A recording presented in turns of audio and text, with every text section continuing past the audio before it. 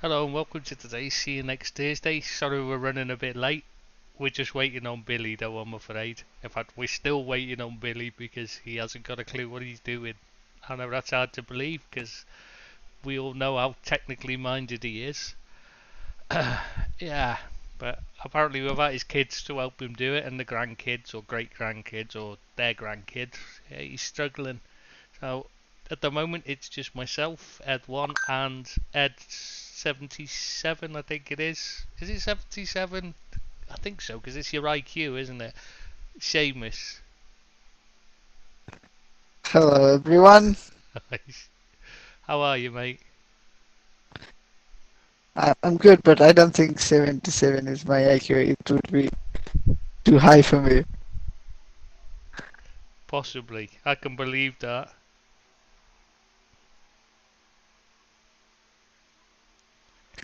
So, anyways, Trace, should Yeah, we get we'll just going get with the going. biggest takeaway from From the this season of football? what's that? That Jordan Pickford's signed a new contract? Is that the one? Because that's obviously the biggest news of the day, isn't it? Obviously.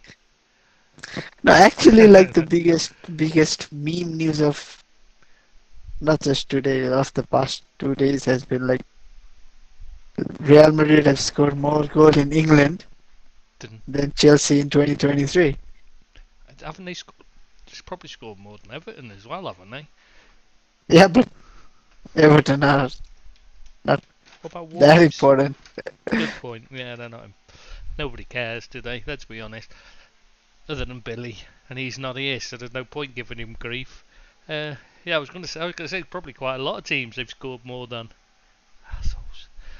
Yeah, yeah, I know. Yeah, It's, no. uh, Okay, do you have any comments to make about that? oh, I have a lot of I don't comments. know, I don't know where, can you refresh my memory? Where did those Real Madrid goals come from? I think Where it was did they in my score? nightmares. I think. Where did they score? I don't know, they It's, say they scored more I goals in definitely England my than nightmares. no, Definitely. I was led to believe, maybe I I'm really don't think we should. mistaken by their name, but Real Madrid should be playing in Madrid, so how come they have more goals in England? I don't know. I think we should Please, just please skip over explain, this. No, I think we should just skip over. I mean, this is unimportant stuff. Nobody cares about this. This is, nobody likes Real Madrid and nobody wants to hear about them, do they? They're just you know, an important thing. It wasn't even in a big competition or anything. It wasn't like it mattered. Oh God, that much please I don't can make agree. me relive. Please don't make me relive it. Though I suppose at least I can take the one takeaway I can get from this is no, I know I can't think. I'm trying to think of a positive. No, There is a positive. positive. There is a positive. There is a very faint silver lining in the darkest of dark clouds. Is that at least there are no away goals. So realistically, you could Well, yeah, we could do what we did to Barcelona. yeah, but even then you wouldn't have to worry about goals and away goals. At least that much is Yeah, that's great. Thanks for that. That makes me feel a because lot better. in the previous seasons, Still, how even a just 3-0 or a 4-1 victory wouldn't be enough because you lost just 5-2. how did Man United get on in Champions League? Well, we're on the subject of the Champions League. Uh, just wondering. No, we're in a bigger competition A than bigger Champions League this competition, season. are you? Yeah. Are you? Right. Is that bigger in terms of because it's got more teams in it because they're shit? No, but Yeah. genuinely, they've got there are a few teams with I know some big big enough teams in it pedigree. this year, isn't there? Yeah, Because they've all without flopped joking, in the bigger competition, and they're all yeah. If you're just failures, judging by so they've dropped reputation, down. yeah, just by reputation, there's Uh, we're there, Man United, we're a big club. Barcelona is there. are you a big club in Europe anymore? No, I'm saying just by reputation, I know, I was joking. So, guys, There's Ajax, there's Juventus, there's Roma, there's Sporting. There are a decent number of very good it's a sides. very interesting competition this year. Oh, it's a shame Man United won't be in it much longer. Why would we not be there much Oh, you're longer? playing Barcelona, aren't you? Yeah. Yeah, It's but just we drew 2-2, so yeah, but there's no away goals, so that won't help. yeah, but have you seen us play? Come on. Yeah, I Have know. you seen like who our manager is? Like we've got the next best thing. Have you? No, but Uh, it's a good thing that we're playing Barcelona because if we lose, you can at least say like we lost well to we lost to Barcelona. Yeah, Barca. I know. Yeah, you say that, but wait until it's 5-2 and you wake up in the morning and it's still 5-2, and it wasn't just a nightmare you had the night before. And then all the Everton fans are giving you grief as well about you losing to Real Madrid, Barcelona, whoever 5-2, because it's the one chance they've ever had to take the piss out of you in their lifetime. So you get bombarded with it. No, trust me. So like explain to me, Chris, like break down the game. How did it happen? Uh, How like but because the I thing is, from what Madrid you gave started you away two started really goals. well. Yeah, they gave away two goals, basically. They gave us a 2 goal head start, and we just capitulated. Once they scored, we capitulated. I wouldn't mind, but this isn't a great Madrid side. This isn't even a particularly good Madrid side. Under a manager who just seems to have the Indian sign over Klopp. That's what it is. For some reason, Ancelotti just seems to have Klopp's number, and I don't know why, because he's not a particularly great manager. I know everyone's going to say but he's always had the best team in the world everywhere he's gone except Everton, obviously. But he's always And had. Napoli, come on, come on. Oh, to be Even fair, yeah, Napoli were in. Napoli. But what did he win with Napoli? How many titles? Diddley squat. Exactly. That's my point. Is Sweet FA. the only times he wins, and he wins less than he should do when he's had the best team in the world. I mean, so many times you watch him and you think he's blown a chance to win. He should win like the league every season with the teams he's had, and he does what he's doing this season, where Madrid are just throwing it away. There's no way that Yeah, like Barcelona team's we've that joked good. so much. We've criticized Barcelona so much and all, but ultimately they're leading the league quite 8 points, isn't comfortably. it? Yeah, something like 8 points. And yeah, Barcelona on paper have a good team, but But they're it's not. not like 8 points and It's not a almost like great team. bordering on almost like bordering on running away with the league kind of a team. Yeah, and they've got no back. They've got no strength in depth. So every time they got injuries, they should be the potential's there. Basically, Real Madrid should be running away with it. They've got a better side and a better squad. It's not a great Madrid side by any stretch of the imagination, but it's better than the Barcelona team they're up against, and they should be winning the league. They've got better strength in depth. And I know they'd lost Benzema for part of the season, but they should have enough quality to win the league comfortably, and they're not. So yeah, this is embarrassing to lose to this Real Madrid side by such a big margin. And for the first time, and not just under Klopp, but the first time I can remember in a long time. The last time I can remember seeing a team do this, for a Liverpool team do this, was under Brendan Rodgers when he sent the reserves to play Real Madrid at Madrid when they were awful at the time. I think they were missing like half a team as well, Madrid at the time, if I remember rightly. I just remember they were there for the taking, and Liverpool needed a win, so he sent the reserves over, and they capitulated like this. And that's what's happened again. They've just literally just folded. It was like what I. I'm trying to stay not to rant, just to go into a rant about how shit they are, because they were awful. That was appalling. That's the worst performance of the Klopp era by far. There was, you know what I mean? You just really cannot get your head around how easily we were beaten. That's the frustrating thing, is Madrid never had to break sweat, really. Oh, and it's just the years of bad squad management is catching up on Liverpool right now. And it's not just Klopp's failing, to be fair, but Klopp has to shoulder the majority of the blame. And Yeah, I think like at least like I like what you're saying. Like whether it's his fault or not, but he's been the guy that's taken most of the credit when Hmm. it's been going good. So To be it's fair, natural. Klopp always gives the credit to everyone else. He always Yeah, says he it's the can. No, he team. can. Yeah, So he I can think say it. He can say it, but ultimately, everyone as a gives him it. Yeah, supporter and as an outsider, you say like Klopp it's has Klopp. done really well Yeah, with. Yeah. exactly. But yeah, So now when it's not going, and also it's much easier to blame the manager than it is to blame anyone else. but for me, the people who have got really should be up in the dock and stop. And people should stop talking about how well he did. Is Edwards? I just cannot see what he's done well with this side at all. He's ended. He's the reason why we've still got Oxlade-Chamberlain, why we've still got Naby Keita, why we've still got Nat Phillips, who won't ever, that Klopp won't give a game to anyway, no matter how bad the other players are playing. Why Why? was these? Why is that? Because he Because priced them like I out of think he's a moves. decent He player. gives them big. He gives them big contracts that they're never going. That like No, no, no. I'm not. saying like why is like Nat Phillips so far away from the team? Because he's a Oh, I don't decent know. player. I don't know. I don't understand that. For me, right now the way Virgil van Dijk and Gomez, Mati, Matty, Gomez, those Konate. three. So Kanate's injured. When he's played, he's not been the worst, but he's always injured. So you can't keep picking. You can't keep relying on him.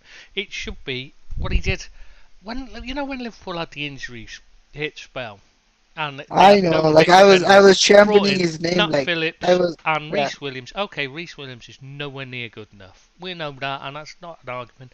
But what it showed is if you can at least get a settled defence in place and you can build on that. And that is what Liverpool needs. And the only defender they've got that stays fit is Nat Phillips. So put him in first and foremost, and then build from that. If that means you can't, your fullbacks have to sit back a bit further, that means your midfield has to drop in instead of pushing a high, and you play a deeper line instead of a high line. Whatever you do, but you settle the defence first, and you play a settled defence. So your first thing is who's fit and can stay fit. Nat Phillips is the only one, so he has to be the starter. Yeah, at least try to ride this slump. I don't know whether it's just a slump or whatever. I just try and ride through it and get a bit of more stability. Yeah, stability is the key thing. This is the problem: is you need the stability in selection is not happening. You know, why keep picking players who are just going to drop out unfit in a couple of weeks' time? It's just pointless. So what's the issue with the Liverpool team? Because I think they've got it. where to start, but the floor is all yours, Chris. It was a mental problem against Real Madrid. I think they've just got a, it's just become a self-fulfilling prophecy that they always beat us, so we always fold. So we always lose. If you see what I mean, the players go in there expecting to lose, and they've lost the edge that you need to win, and there's no reason for it because, just so frustrating. This is. You don't mind As an being beaten outsider, when you've yeah. given your all, when your team's given your all, but they didn't give their all at all. Okay, there's a lot of problems in the defence, and I've seen people complain about there's saying Trent stood too far off Vinicius, but when you're up against a player, from what I was always taught as coach, the coaching side of it, when you have a fullback one-on-one up against a winger who's got trickery and pace, the only way you can deal with that is to drop off them a bit, give them a bit of space so you've got time to react, because otherwise they can push it past you and go and you're not going to catch them, or they can beat you with a trick and they're gone. You know what I mean? You've lost them, and so you have to give them a bit of Well, space. So on I've that, seen a like lot of on people that, complaining on that one, and I think that's a bit unfair. Yes, he was beaten too easily when he did get, but standing off him is the right move. What was missing, again, as usual with Trent, he's always getting blamed for nobody helping him do the job they're supposed to do, which is cover when he goes forward or get over there and help him out. When he's up against, nobody should be left one-on-one against a player like Vinicius. It's as simple as that. yeah, and also like when people say like, I've not watched the game, so I can't completely comprehend the whole scenario and all. But when people say like the defender was too far tucked in, like I will say like there's a accepted narrative around Wan Bissaka that he's a very good defender, Yeah, right? yeah. Watch him defend. He's never on the touchline going toe to toe with the guy. Hmm. He's always like 5-10 yards inside the field, and then he goes and goes to close down the space. If he has to make a tackle, he's gonna make there. If he has to block, he's gonna block. Inevitably, he's gonna make a tackle, but he doesn't start the whole defensive action when he's hugging the winger. He gives him the space and then makes his defensive action. Yeah, you make the player commit to something, to doing something. That's what Trent was trying to That's do. why, like, that's what has always been the solution against Sterling for one Bissaka, for example. Hmm. Yeah, you can run, but you're 5 yards away from me, so you'll have to run 5 more yards faster than I can before you get past me. So there's one solution there. Yeah, exactly. You can get tight to some players if then, if you're someone like Dwight McNeil or David Beckham types, haven't got the pace, but they've got a great cross on them.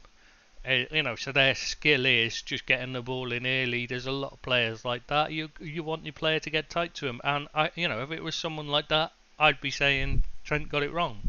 But I think it's a bit unfair. Did he handle him well? No, but A, he should have had help, and B, I don't think it was his positioning that was the issue. We didn't defend well. Van Dijk, I mean, what's happened to him? Yeah, but He's doing his usual. He's just backing away with his hands behind his back. He's not making any attempt to close down. When someone's running at, he's just running away from him.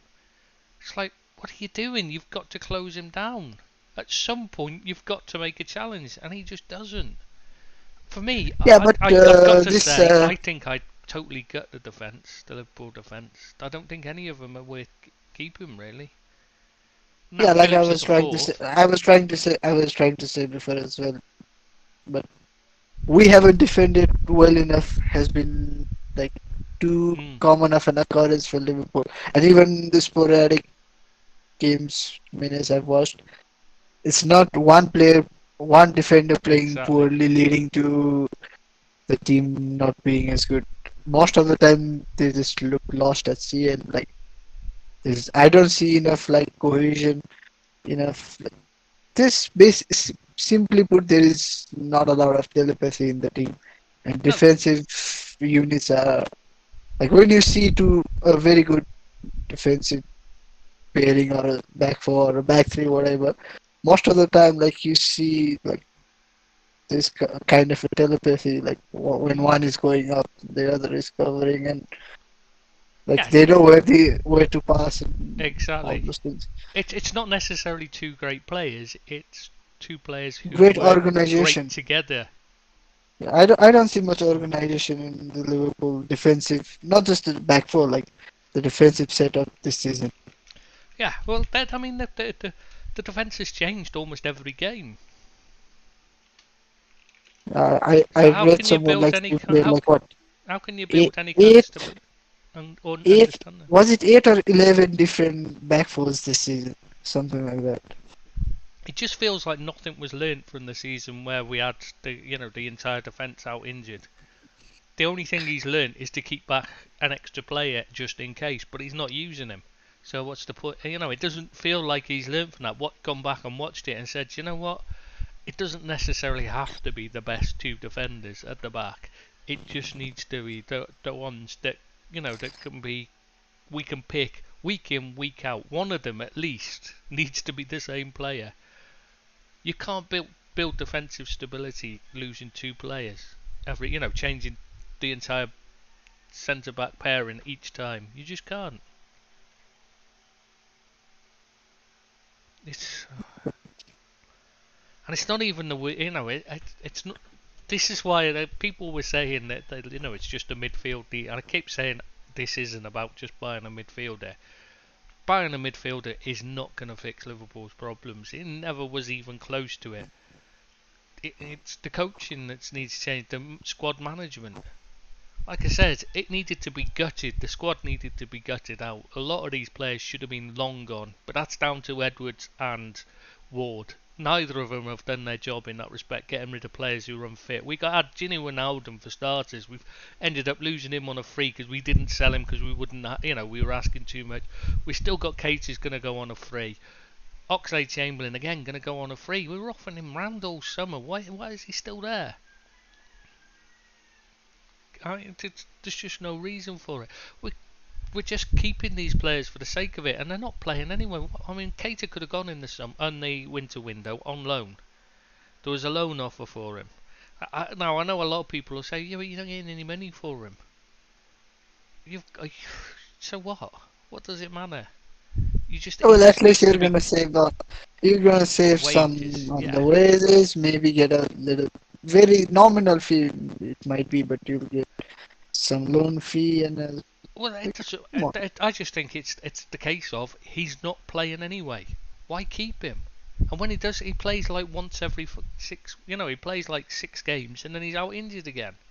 So what's the point in keeping him anyway? You may as well just get rid of him and then have the space in the squad where you can pick a kid to go in there, and at least maybe get some consistency by picking players that are actually fit. This is the thing. All of these injury-prone players need to go. All of them. You can keep 1, maybe 2 at most. You know what I mean? If they're really special players, but you can keep them to have, to come off the bench and that kind of player. But you can't have. We've got like 9 or 10 of them. I mean, you've got Gomez. I love Gomez. He's been great. When Liverpool won the Premier League, he was fantastic in that season. Better than Virgil van Dijk by far, despite Virgil getting all the plaudits for long periods of that season. But he's not performed since then. He's not performed anywhere near that level. He's had injuries constantly.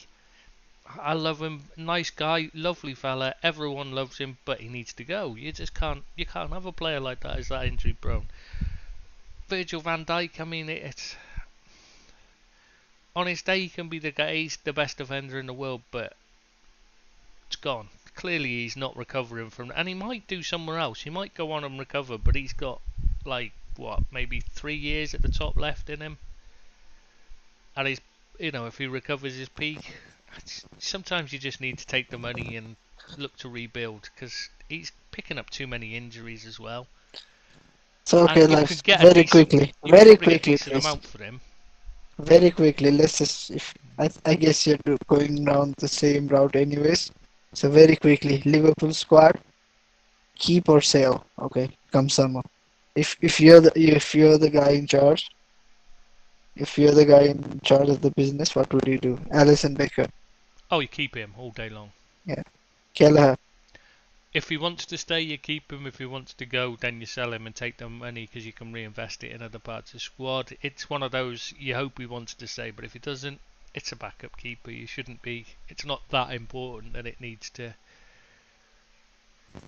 Do what's best with Alisson. Yeah, with Alisson, I don't think there was much debate. So yeah, it would be a key for him.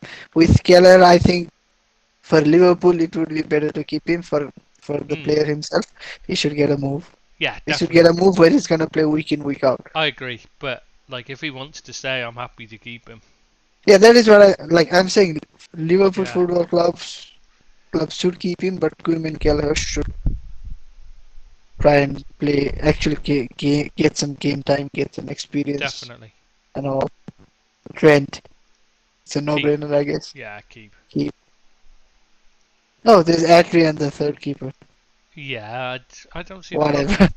It doesn't really matter one way or the other. I don't see that. I've got to be honest. I'm not a big fan of this third keeper thing. I'd rather see one of the youth players getting a chance if you've got an injury crisis at goalkeeper. I don't understand this third keeper thing. But if he stays, I mean, what's it matter? He's on virtually nothing wage-wise. He helps with coaching. So it doesn't matter, does it? Really, one way or the other. Yeah, Trent is a keep for me as well. The young right back, Ramsey.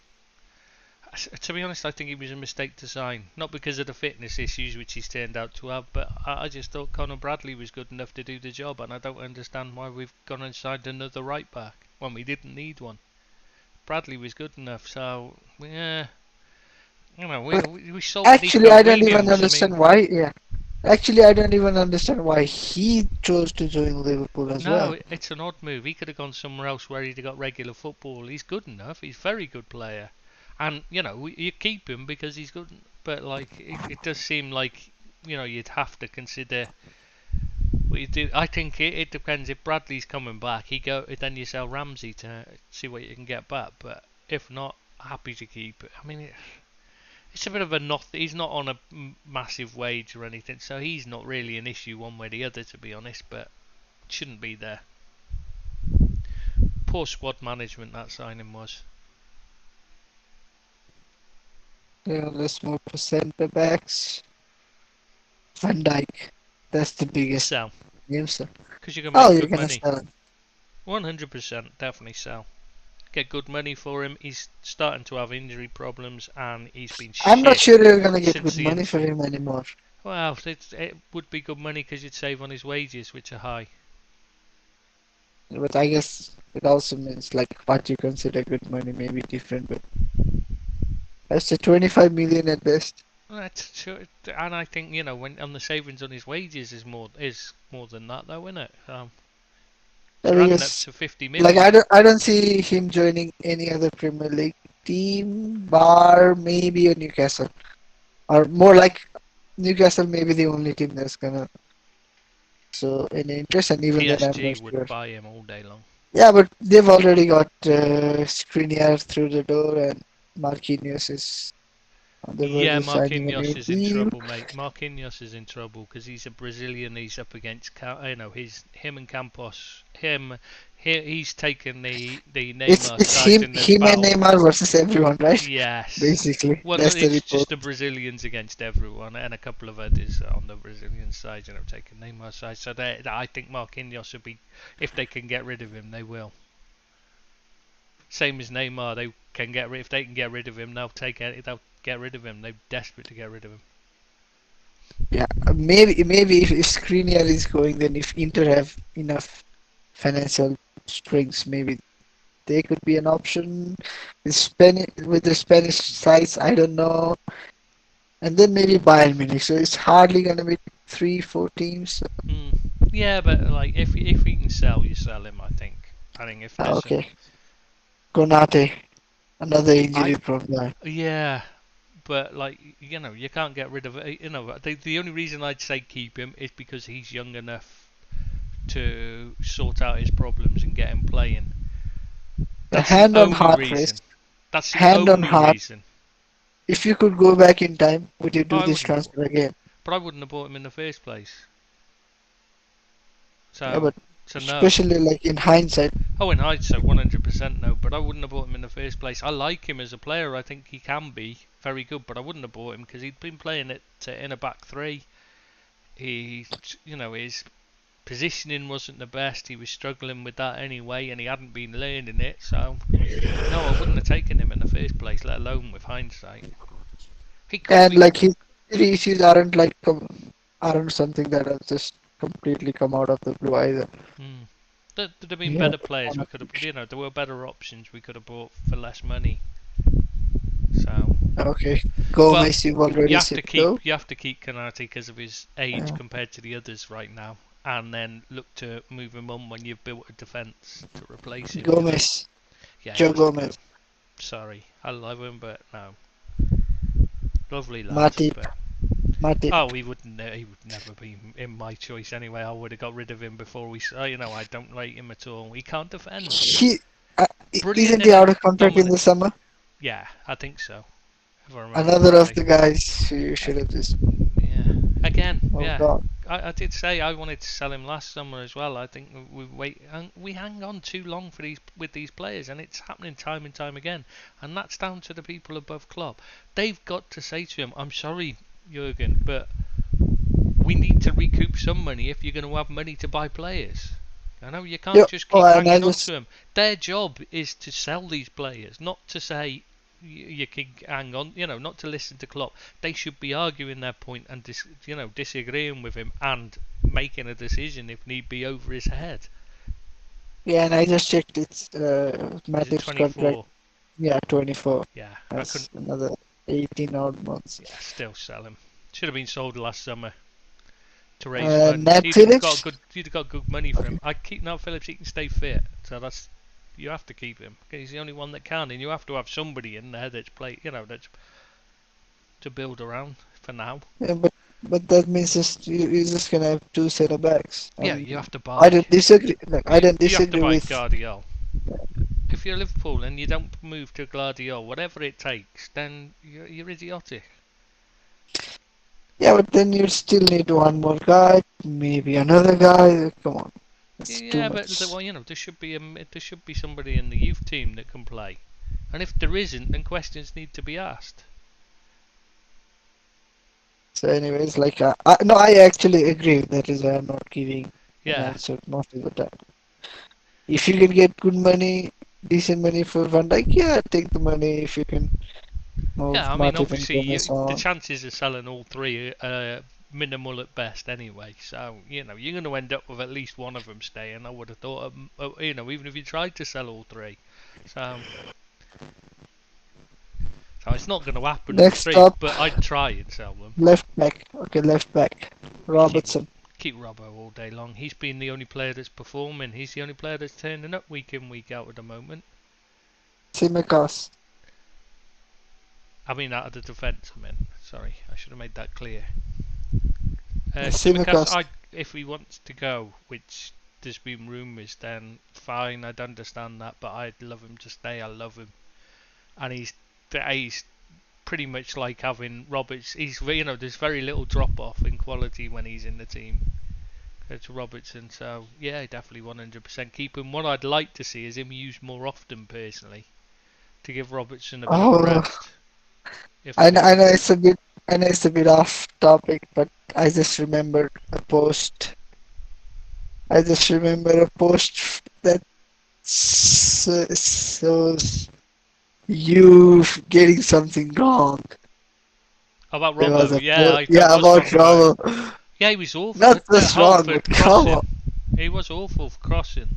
I think he was terrible. I'm But not gonna pretend you're like and say I was disappointed when Robbo joined joined Liverpool from no, exactly. Hull. Nobody thought he Yeah, was but that great. But he's turned out to be brilliant, and I couldn't be happier that he's proved me wrong. That's one of those things you want players to do when you think a player's no good and they're joining your team.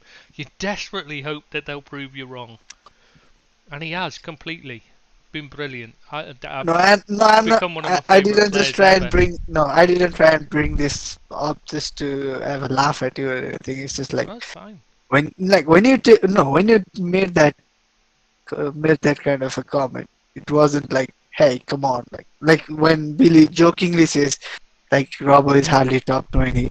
Yeah. Like it wasn't a joke comment from you, and it was actually not even considered too hard or too over the top of a criticism, right? No, he was. I mean, he didn't look It's so anything nice like to this see, player. it's so nice to see when players make that much of an upswing in Mm. performances. Oh yeah, and he clearly desperately wants to succeed. Every game, you can't fault him.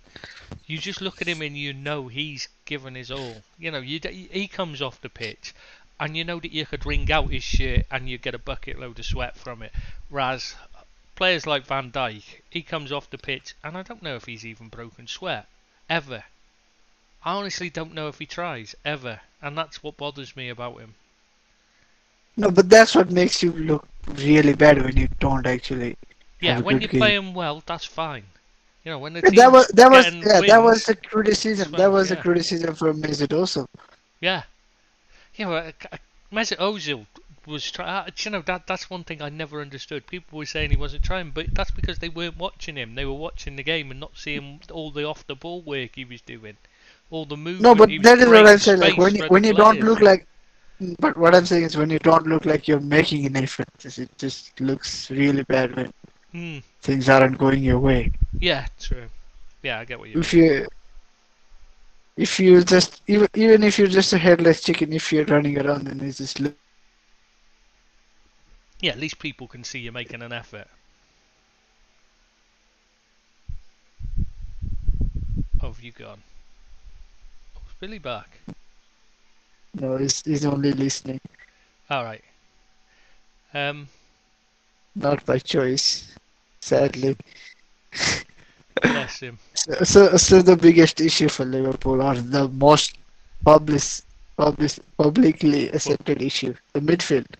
But personally, I think the defence is a bigger problem. But yeah, okay, yeah, the midfield is a problem definitely. But it's more about the way they're playing, and with the defence being support at the moment, the defence isn't helping it at all. The midfield isn't helping it. I mean, Fabinho, Fabinho, what do you do? he's been so bad. He's played a hell of a Why lot of why football. has why Well, has I he was been so bad? there's a lot of comment, that he's played as much football as, at his age now. He's played as much football as most players have at the age of 36. The normal players, because he played a lot of games. You know what I mean? That's what they're saying. I was reading somewhere. I But don't how know is that how. possible? How is that possible? Because he hardly plays for Brazil.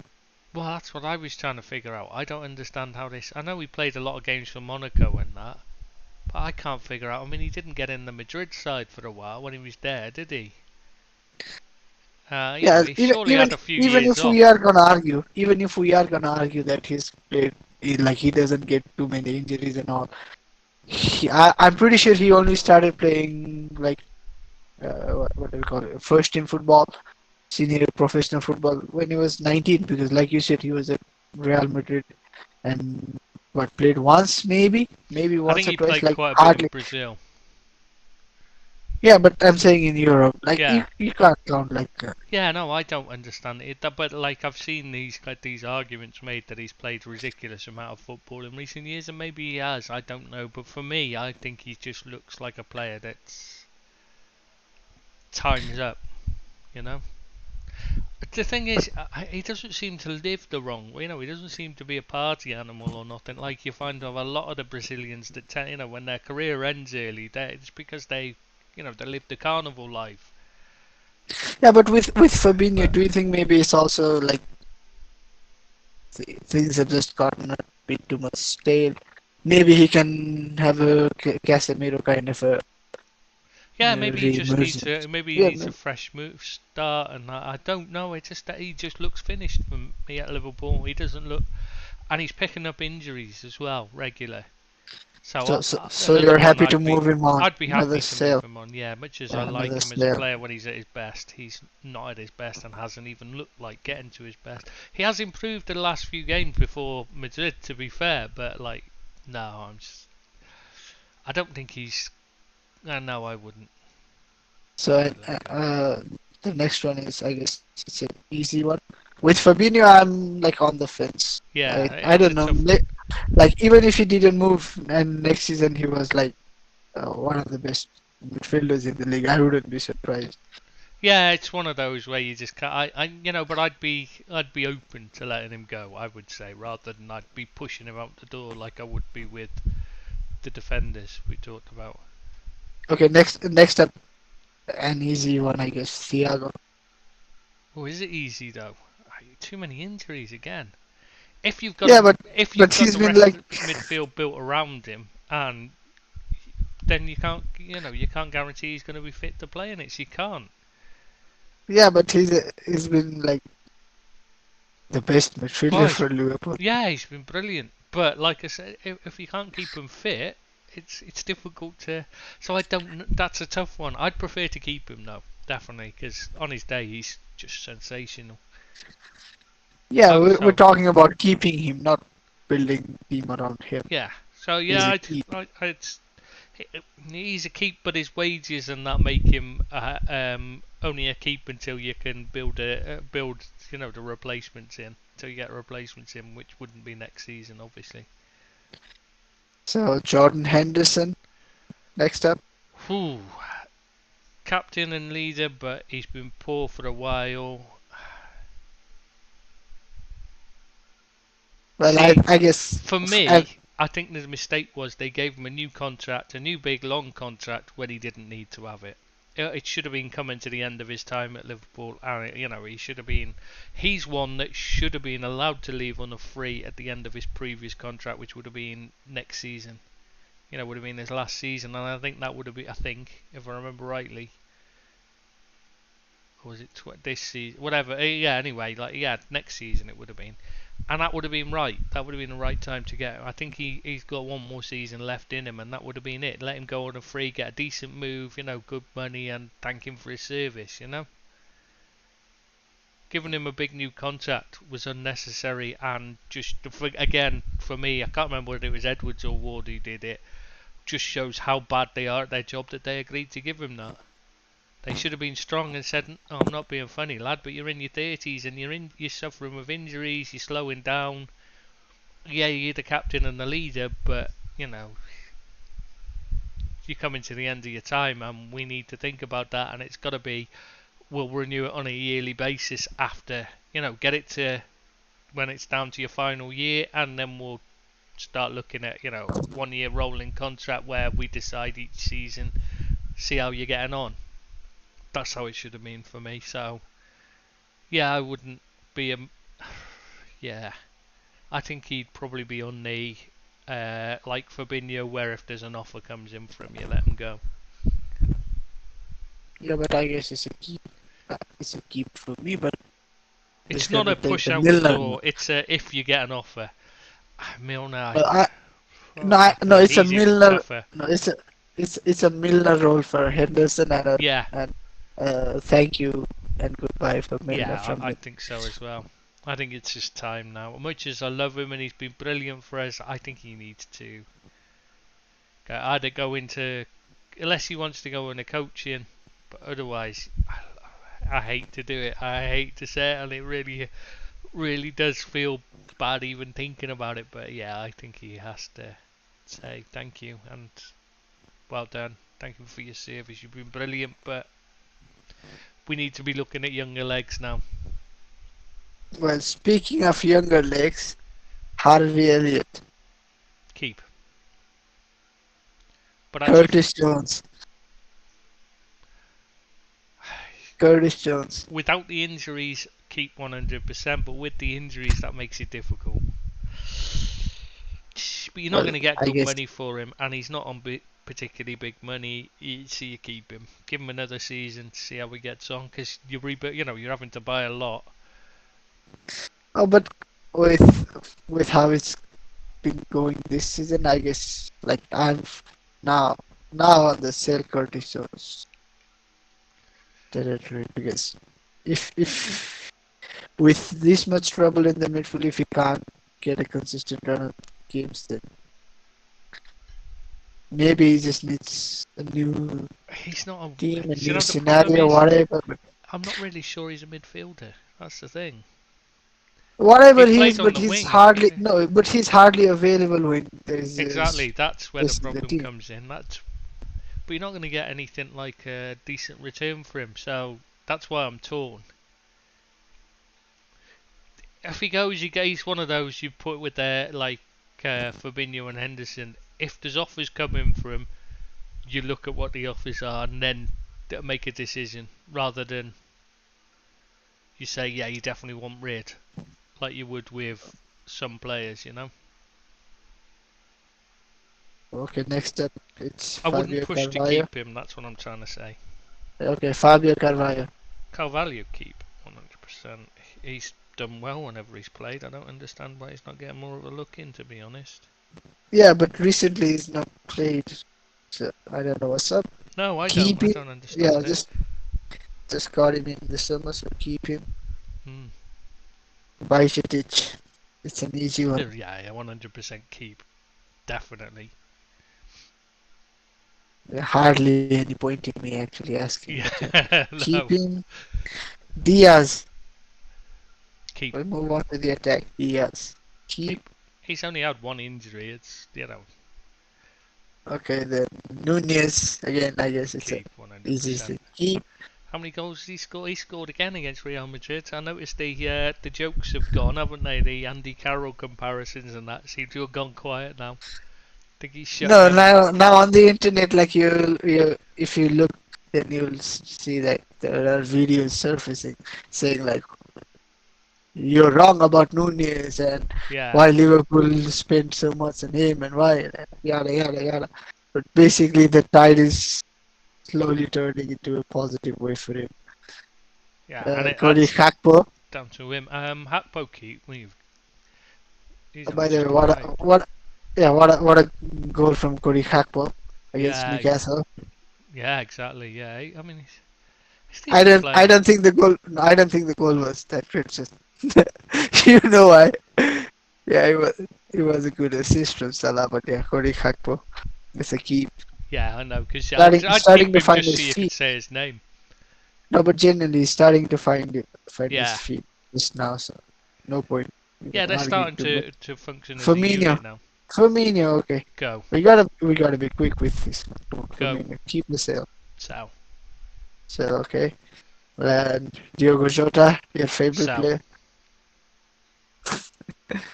It's a stupid buy. He's not helped. He's made things worse. And he picks up injuries constantly as well. There's another one. He's so many It's a injuries. ludicrous thing.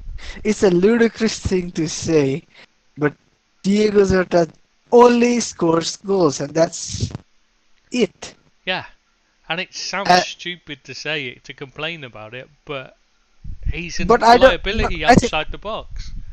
but I think people are starting. People are gonna start understanding when you say he only scores goals because I'm sure people are now noticing with Haaland as well. Hmm. Yeah, Only exactly. scores goals. Like if he doesn't score the goal, you're basically playing with 10 men. Yeah, he's a And to liability be to the honest, team. you're playing with a negative one man, not Hmm. just 10 men. And well, unless you Pep, and you could end up with playing 9 strikers next week, which went Yeah. down like a lead balloon with Haaland. Didn't it? Did you see his face? He was not impressed. I think So, there's. anyways, like Jota is even worse than Haaland. Oh yeah, okay, I wish he was as good as Haaland, because at least then you'd say, yeah, but he scores lots of goals. He just no, he's not as clinical. People make out he's clinical. In the air, he tends to be clinical. Rarely misses a header. Very good in the but well, I mean, we were creating hundreds of chances Oh, he last has season, like and he was missing loads before he'd score. I Wasn't think even. I think I think he misses a lot of chances because Mm, actually his shooting technique is very inconsistent. yeah, technically he's not a particularly good player. I mean, even when he does the dribbles and he gets past players, you watch it and you think, it's because he's taken a poor touch that it's beaten the man, because they're expecting a good touch, and that's what beats them more often than not, because they thinking he's going to control the ball well and keep it close to him, and he completely miscontrols it 2 foot away from him, and they're thrown out by it. That's what usually happens, and then he's able to nip it past them because they're caught out. You watch When it, like he's when I just not a say when I particularly good say player. inconsistent like when I say inconsistent shooting technique, like that is one thing I've noticed about Lautaro Martinez. Mm, He can finish an like unfinishable chance, almost like something that just he can finish from like nowhere and then he'll just miss a very easy chance because like his shooting technique is like it's not. I don't even think it's poor. I can't explain, but yeah, I know what you mean. It's like their head's not right for the moment, is it? Like sometimes they're too relaxed, and they're not being no, careful to like make he sure they're he getting will it right. he will score. He will just sky your chance from like 5 yards out, Mm. Lautaro Martinez, and then like he'll get a ball on half turn and like place it so beautifully. Yeah, it's when it's difficult because he has to put more thought and effort into it. Yeah, Yeah. it's a mental thing. So next up, I guess there's only one player left on the docket. The Salah, big fish. sell, Yeah, it's a sell or a keep for Salah. sell. What was it? Sell. Oh, the tide You is know I turned. love Salah, but no, you gotta sell him. Got Yeah, to. but there's too much work to be He's done on the first Yeah, I know thing. you can't do all this in one year, and this is my point. Is this is why all of them, you're not going to sell them all. There's no way. There's no way you're going to get rid of all of them. I mean, I doubt you could sell Salah if you want, if you tried. If you put him on the market tomorrow, I don't think there'd be anyone who'd buy him because he costs too much. I think like the only chance you might have is if one of the guys leaves PSG, but Which is possible. yeah, but Yeah. with Campos, I'm not even Yeah, I sure don't they think he'd like. want him. That's it. It's as simple as that. I just don't see where he'd go, and that's why he'll be at Liverpool next season. Not because either party really wants him there, but because there is nowhere else. Bit like Neymar this season at PSG. And I think the only other team like that can like actually afford him and that maybe has a space for him would be Real Madrid, but I don't know why they've always seemed averse of the idea of spending bucket loads on Salah. I The don't think report they. is I don't think they're going down that route anymore. I think they're trying to avoid buying the last few Eden Hazard and yeah, that is what I'm saying. Bale. Like I think they've the destroyed time the. has passed. Yeah, the Yeah, I think time has they've passed for destroyed that Salah market. to Mm. and like both. I think both United and Liverpool, but I think Juventus having the finances in the mud has like completely sort of one league for us teams, man, to try and sell off our underperformers. Yeah, it's a mess. The rest of Europe. The only way they're going to have money is if Chelsea come in and buy one of their players off them or someone. I'm saying Chelsea Oh yeah, because they're the ones Chelsea. that are likely to pay But no, money. no, but Chelsea won't Chelsea won't touch Salah. go back for Salah No. if they're unsure about how to go on with Rice. They're not gonna touch Salah. Yeah, I never understand why they haven't signed him. Why they didn't just sign him back. Like, Maybe Eric and I can do the magic and we can have a swap. Anthony for Salah. God, I wouldn't take Anthony. Oh no no See, the I problem. joke about him, but come on, like even if he doesn't do much, he provides a lot more balance to the team, man. Mm, Anthony. the problem with Salah is, and the reason why Trent's looking so bad is because Nunes will work back, track back, and help out. Hakpo will get back in the in the centre and help out a bit, cover provide a bit. They're starting to really get together and work well in front of in front of the team. They're starting to provide a bit of. Salah doesn't do it, and I know it's the way he's played and the way he's been asked to play. But when the team's playing badly, they should be asking him to play differently, and he should be wanting to play. I mean, I'm not being funny. When things are going this bad, he shouldn't need instructions off the sidelines to say Trent's being caught one on one constantly with Vinicius Junior. You need to get back and cover. It should be automatic. It should be in his head immediately. He should be looking at it going, I need to get back and help him here. He's struggling. This lad's too good to be left one on one against anybody. I think this season has more than most just highlighted the value of uh, prime informed Jordan Henderson to the team. Mm. Yes, very much so. Like Because if like he when Hendo, protected him. yeah, when Hendo played, he had a very good relationship with Fabinho. He had a very Mm. good understanding with Trent, so he would cover for either of them. Like they would Yeah, like maneuver. Those three would maneuver properly to give Trent the freedom, give Salah the freedom. Like the defensive system would be setup would be a lot more organized, a lot more clear. Maybe like with people talk about the midfield leading this, that, but maybe they just lack leadership, organization, and some legs. yeah, and we miss him. Yeah, But because like when you say, oh, Salah isn't helping, but he wasn't helping when Liverpool were like going for no, 97 but the points and midfield was 99 covering points. then. Yeah, That's what I was exactly. saying. That's what I was saying. You need to. I don't know. There's a lot more to this than just buying a midfielder. People think buying Bellingham, for example, will fix the thing, or buying three midfielders. I've seen a lot of people saying, I don't know what they want to do with Bajcetic then if they buy three midfielders. Obviously, they don't want to play him. But yeah, it's just not going to fix the problems buying three players because they need to work together properly for starters, whoever you buy, and so much more work to do with Liverpool than just So throwing just the big takeaway for anyone listening would be like Van Dijk, Matip, Gomez, at least two have to go in the yeah. summer. If Chris is in charge of Liverpool Football Club, which thankfully he's not,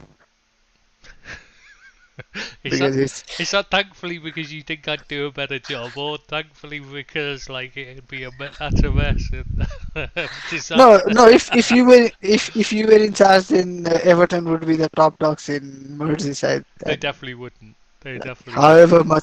however much We soft would corner I might have for Everton, but come on, we wouldn't there's be a in the mess we're in now if I was doing the Ward or Edwards job. We wouldn't be in this mess. I'd been a completely different kind of a mess. No, we wouldn't. We wouldn't be in any kind of mess because I wouldn't be running. I wouldn't let us run with a squad the size we've got. Anyways, Have you seen the size of uh, Liverpool's squad? We got the biggest squad in the Premier League. let's just move on. It's In ridiculous. It should midfield, never have at been least allowed. in midfield, at least from the starters, okay? Like before people talk about Keita and Oxlade-Chamberlain and all that, do they even exist? Is what I'm gonna ask. Well, And is it even a question? well, Is what I'm they're gonna ask. drawing wages out the team, which are big wages as well.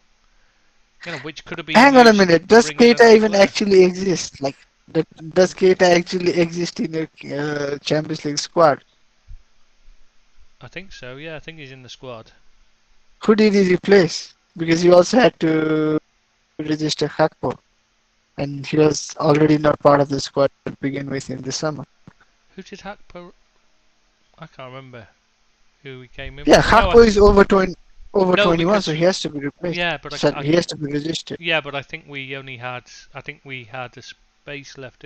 No, no, not for the European because we had the non-Brits. Because that's the problem is we haven't got enough homegrown players.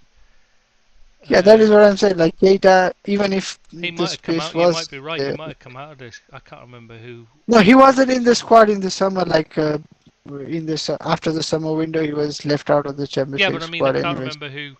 Who Hakpo replaced. I can't remember. I think because No, we didn't have enough no, I'm space. saying like even no, I'm saying even if there was a space, it must have been taken by Hakpo. So Yeah. Keita probably isn't even registered still. Well, what's the Oh, point? it doesn't count. He's not gonna play anyways.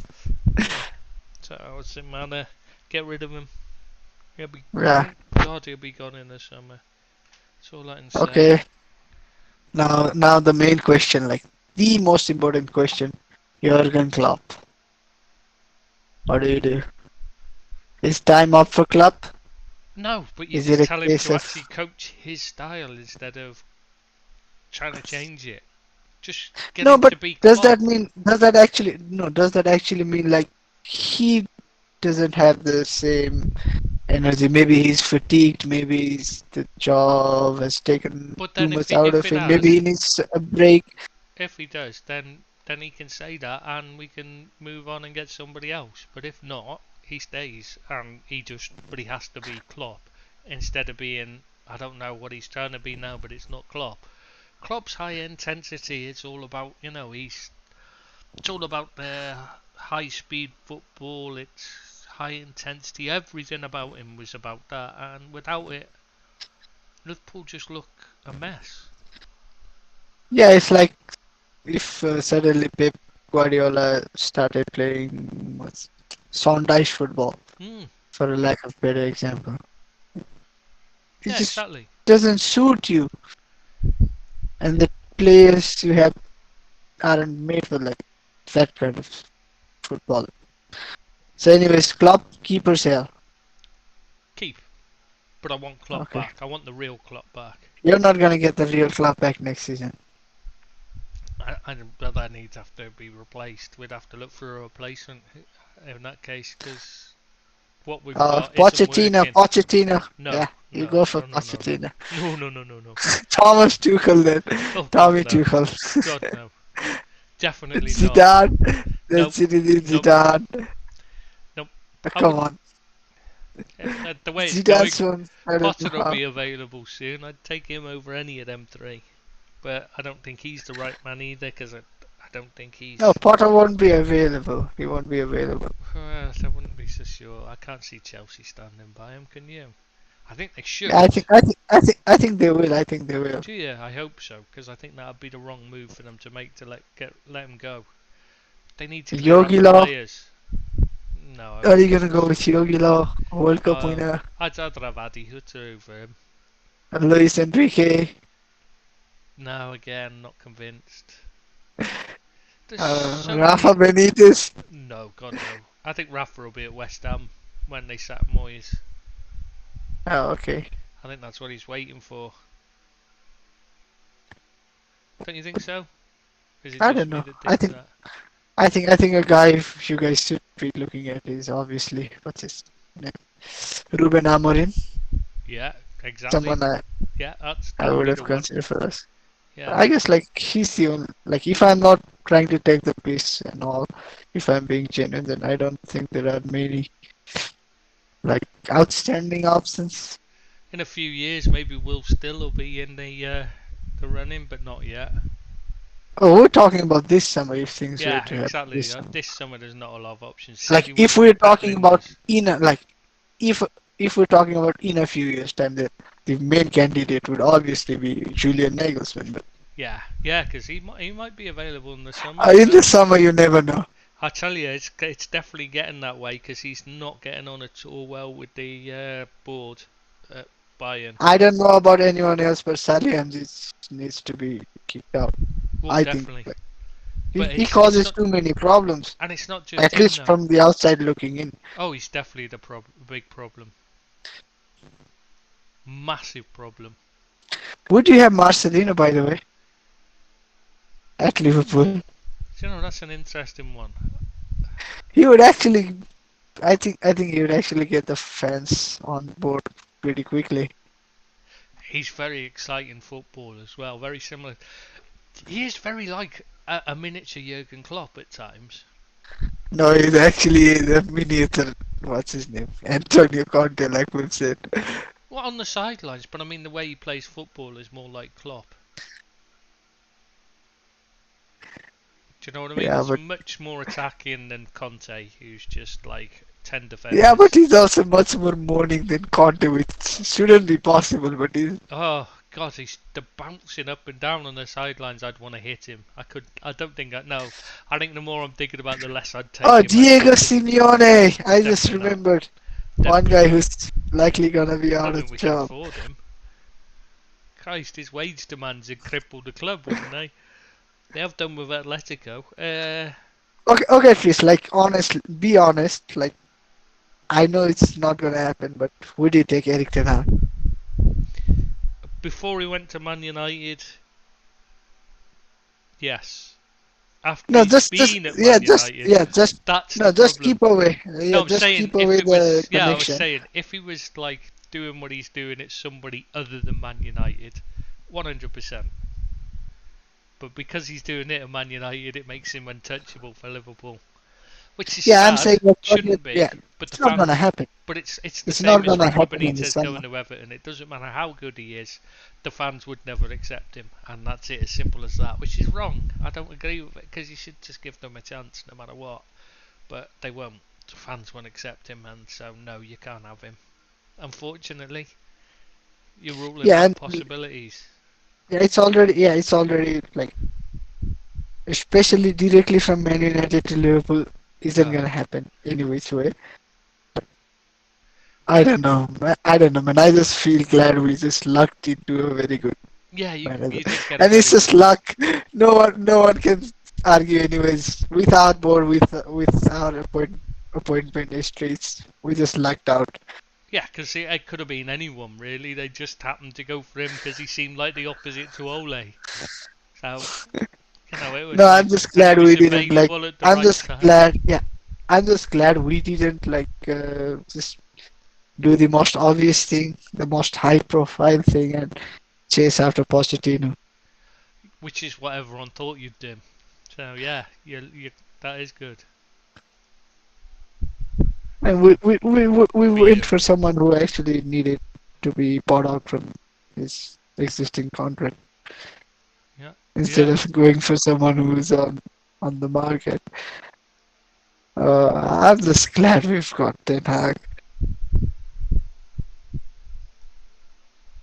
Yeah, he's very good. Very good manager. You've done really well there. Nice. Much as I hate to say it. Especially at the moment. Oh, it didn't Yeah, feel like. early days, but best thing to happen to the club in like I don't know Since 30 Glazer's come in, years. Yeah, even more like I think Ferguson would argue. If you went back much no longer. after Ferguson maybe I said like Cantona was the best thing to happen to the club, and then Ten Hag. Nothing in between It's has been this amazing good. how much impact long term Cantona had. Much more than people realise because they'll be looking at it going, ah, yeah, but what about the class of 92? Yeah, but without Cantona, the class of 92 doesn't become the class of 92 because they wouldn't have Yeah, for followed his example, like example. people like think Beckham is brilliant at free kicks, but a lot of that is down to the attitude that Cantona rubbed off on him. Yeah, because he used to have to go and he had to be the Yeah, ball boy after he was training. one of the ball boys. Yeah, Yeah, after training. Yeah, and because then that is Cantona what would make inspired him. when Cantona first joined, he asked Ferguson after training, can he have can he have someone to help fetch the balls for him? And Ferguson said, yeah, grab some youth team players, just grab anyone's, and one of them he grabbed happened to be Beckham, and that's how it started. And he'd watch him just practicing the technique constantly, and have to run and fetch the balls for him, and he'd learn from that. Yeah, if nothing else, like when you do the watch such good player work so hard, it just makes you understand the importance of hard work, day in day out, every Mm. week. Yeah, exactly. Hey, you don't get better if you're not working on it. Who was it that said that it's funny people say I'm lucky, but the harder I work, the luckier I get. I can't remember who that was. But it's true. I mean, people think George Best was just a party animal, but and so the skills were just naturally given. They weren't natural skills. He worked fucking hard. As a kid, he would be constantly practicing all the time. You don't it doesn't just happen. You don't just pick up a ball and suddenly you're brilliant. You have to practice at it. Stanley Matthews is another one. He used to work damn hard at it. Loads of them, in fact. All of them. That's how they got good in the first place. The problem is the reason why why they fade early is because they stop working. Anyways, what should we move on to? Because guys, I think Liverpool's been done to death on it. I don't know if we need to do anything else. Um, what is the Leeds United got a new manager, Javi Yeah, Gracia. Harry Gracia. Yeah, could be an interesting one. Certainly seems to know what it's about. Yeah, possible. Shame about John Motson dying for those. Today, I don't know if you'd even know who he was in his sheepskin coat and that. He's a legendary commentator in the UK. Brilliant. Just such a sad shame. Because when you look at who you've got now and compare them to him at his peak, there's just no comparison. He was a really good commentator in his day, brilliant in fact. It's a sad loss to the game. Obviously, Rob's been spotted again, this time in Nigeria. Yeah, apparently Nigerian football club called Shooting Stars have been fined £900 because a club official was pictured urinating on the pitch just before a match in full view of everyone. Like he's literally, the game's about to kick off and he's there pissing on the pitch. I mean, for God's sake. What? Yeah, the Rob World Tour is Yeah, going on. he's finished filming porn films in the bogs in France and now he's in Nigeria peeing on the pitch. So at least we're keeping an eye on him, seeing how he's getting on. It's strange what people do after they lose the love of their life, isn't it, Seamus? After you two broke up, are we going to talk about the football regulator, or do you not? Know anything about that?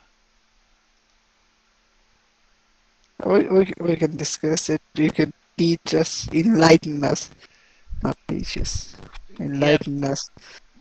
basically, the UK government said they're going to set up an independent football regulator to protect the sport and it'll have targeted powers. They haven't exactly fleshed out the details yet, but what they're basically saying, they're going to be able to step in and resolve disputes about how the Premier League money filters down to the rest of football. Be able to block clubs from joining a breakaway league if it takes them away from the Premier League and from the domestic system. But the main thing is they want to put in a licensing system to ensure football clubs are run sustainably and more basically a stronger version of FFP basis, so nobody can end up like Bury and Macclesfield Town in the future, both of whom are folded. Oh, sorry, hiccups. Yeah, and they also said the license system will also give fans power of veto over matters such as changing a club's name, badge, or kit. But it doesn't actually say. But they said that, but it's kind of not quite true because they just have to have supporter input into those changes rather than they could completely veto it. But obviously, it should stop problems like the Cardiff City changing to red when they've always been blue, or Hull City where he wanted to change the name to Hull Tigers. Do you remember that one? Yeah, Hull Tigers, Hull City Tigers, and then eventually is he still the owner or has he sold the club? He sold the club. I can't remember who it is now, but he sold it. I think he got forced out basically, if I remember rightly. Yeah. So, yeah, until we've seen what they actually do, it could just be empty rhetoric with their election coming up. You know what I mean? Because football fans have shown they'll mobilise, and they're a big contingent of a voting public, a massive portion of it that they need to keep on side. So yeah, they've got to do something because they can't put veg on the shelves in the supermarkets apparently. So got to do something to get it right, haven't they?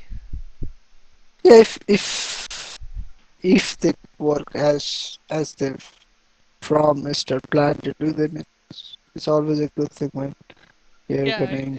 it could be brilliant if it actually has any powers and actually does do anything.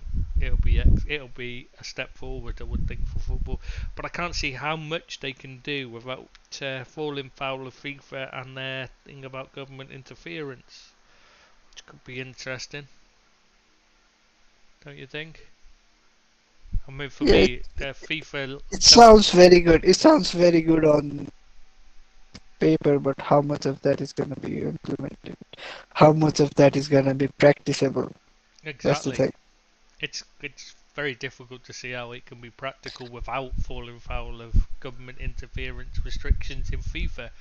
In which case, England could be banned from competing in international football, and the likelihood is UEFA would end up banning them from European football as well, which could cause problems. So, when they're saying that their job is to protect the Premier League and keep the product, I just can't see how they can do much in reality. Like,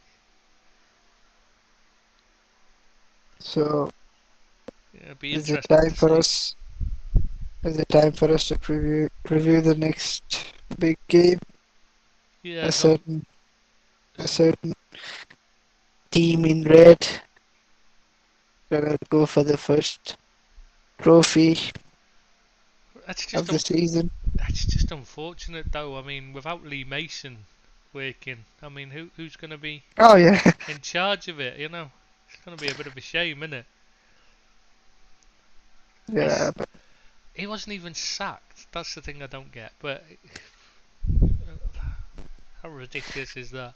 But anyway, yeah. So yeah, Newcastle versus Man United. I guess you're talking about Yeah, in the a Battle of the Uniteds. was it not, Carabao Cup? I should know that. It's in the That's true. native ear.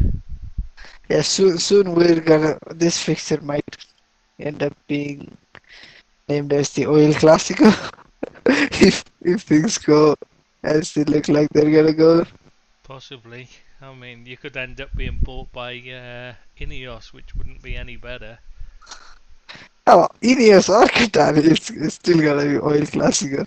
True, true. Petrochemical, aren't they? So, I think probably Qataris are the better option out of those two, though.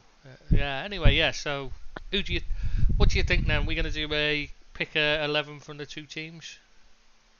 Very brief preview, I guess. But 'Cause- we have a match tonight. yeah, Let's see don't how we? we fare. It's a pivotal week because we could either be in the round of 16 next up, I guess, or quarterfinals, whatever. We could either progress in the Europa League and win the League Cup, or by the end of the week we could be out of both. Yeah. So could destroy your season or make it. Make or break. That's what I was trying to think of. Fucking hell. I'm not gonna say destroy this season, but maybe break the bubble. Hmm. Yeah, I can't see it though. I've got to be honest. I can't see how No, because no, a it's not gonna Newcastle break the side season. with It's Karius not in gonna goal break the season. Oh struggles. yeah, that is the preview. That is why I wanted the preview. Yeah, when It's you've not got gonna break the Rashford in the season, but it. Oh, Rashford in the form he's in against Karius, it just this could be bigger than this could be a big win. I mean, no, like as it's in not a gonna. high No, scoring no. big win. I don't think it's gonna be a big win. Now I can picture a scenario when Newcastle get a goal. They're a decent. They're a decent I can performing see team. that, but I can see Rashford hitting it from 45 yards. No, Absolutely that is. crap Come on, let me shot, finish my and scenario. Karius falls over and lets it in anyway, and that happening 15 times in the match because that's the way he is. Oh, and before anyone thinks like why would Karius start, I think Pope got red card against Yeah, Liverpool and yeah, I forgot to say that. Dubravka, who joined Man United on loan and hardly played any games, actually managed to get Wasn't that himself his cup only tied. game he played? Wasn't that the one game he played for United was in the Carabao What Cup? were Newcastle thinking? What were Newcastle thinking when they loaned him, and what were they thinking when they recalled him? I have no idea. This is the first evidence that things are going a bit tits up there, wasn't it? The Dubravka And thing and I'm signing not a fan Karius of like and loaning him I'm out. not a fan of any either of the keeper, but last week Preston played. I don't know who they played, but basically there was a nil-nil draw in the championship. So two keepers kept a clean sheet, and both were on loan from Newcastle. Yeah, So you've I got think a they're in better than Karius. yeah, you've got a keeper that's been deemed Darlow, isn't it? worthy enough. Yeah, worthy enough to start in a championship game. So it means the keeper must be decent enough to be a backup. Basically, if you're a second choice keeper for a team that doesn't play in Europe, you're hardly ever going to play unless there's suspension or injury. So he should be decent enough as a backup, at least better than Karius. So bizarre And signing. and to top it all off, when Karius was signed in the summer, I think he was let go in January and then again re-signed. No, he was let go in December and then re-signed in January. I mean, it's the most bizarre thing. Why did you let him go and then re-sign him They re-signed him about 3 weeks later. It's like, what? Why did you bring him in, and then why did you let him go, and then why did you bring him in again? I understand the letting him go. I think that was that was finally a bit of sense shown. But why bring him back in after? It's bizarre. The whole thing's it's just one of those where you're just scratching your head thinking, what the hell is going on there? Oh, and in my scenario from a few minutes back, Newcastle get a goal ahead. United are Manchester United are playing quite untidy, disjointed football. We get a free kick somewhere like 30-35 yards. Rashford takes a shot. It's a good shot, but should be straight at the keeper, and then Karius goes to punch it, and then he punches it into the goal, and the game just like the tide just turns from there. The game just takes a turn, and then Manchester United end up winning 4-1. Be funny if he has a blinder now. it's the reason they win it after we've crucified him. That'd be No, just no. typical of your luck, wouldn't it? No, it would be awesome. Like not as a Man United supporter, but it would be awesome to see like a 0-0 draw because Man United plays so well, but carry is just unbeatable. We go into the penalty shootout. It's like all 10 players have taken the penalty, and then And he scores the winner, yeah. yeah, Kelleher. De Gea versus Karius, and then fucking hell, Karius wins it. That would be hilarious. That would be one of those. That'd be a final to be remembered for all time. To be fair, if that did happen. That would be more of a scene from a movie or a web series or something like that. Yeah, really bad web series or movie. No, if that were to happen in a movie, you would say that's too much. Yeah, nobody would believe it. That's unbelievable, but there is a chance like that might happen. Who knows? That kind of thing does happen in real life, though. That's the thing. That's the thing with cup games. That's the thing with one-off games. Mm. Anyone can have a blinder or a horror show. Yeah, but like in the end of the day, if you were gonna put money on it, you'd put it on Man United. Yeah, if you're gonna put the Comfortably. money, if you're gonna bet, then you're gonna put your money on United being victorious. Yes, that's very true because it'll be United either way. Yeah, United are gonna win. Yeah, definitely. I think United will definitely lift the Carabao Cup. I'm gonna put my neck on the line here and say United will win this. Definitely, 100%. God, I'm brave. I tell So you. just before we go, let's do a. I don't know whether it's a fun, but let's do an exercise. Let's try and pick a combined 11 from the two teams. And which kit would they be wearing? Would they be wearing AC Milan's first kit or fourth kit? Because you've got to pick. Is that a joke? Because it's more like find the difference kind of a scenario I with those know. kids. I know. For anyone who hasn't seen it, they should have a look because it is a spot the difference between AC Milan's new fourth kit and their first kit. It's unreal. How do you get away with releasing the fourth kit? If that sells out, that just says how stupid people are. Yeah, but genuinely, there should be some kind of rule that just Yeah, I mean, there should be if some kind of punishment. one's red and black stripes, the other's red and black stripes. I mean, it's not even. There's nothing that you say that's. Yeah.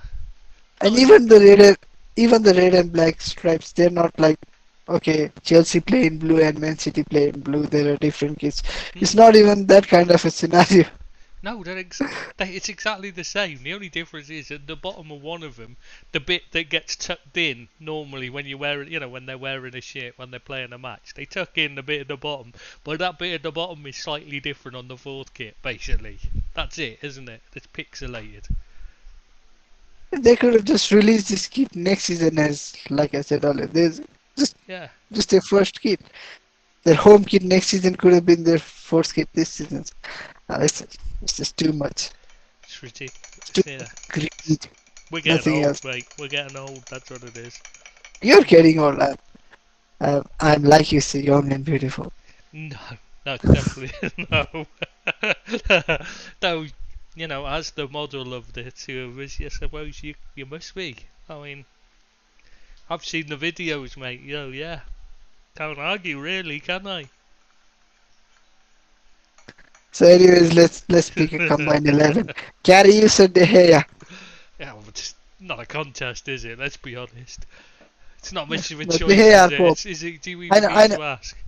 I know Pope is not gonna play, but De Gea or Pope. Still take De Nick Gea. Pope.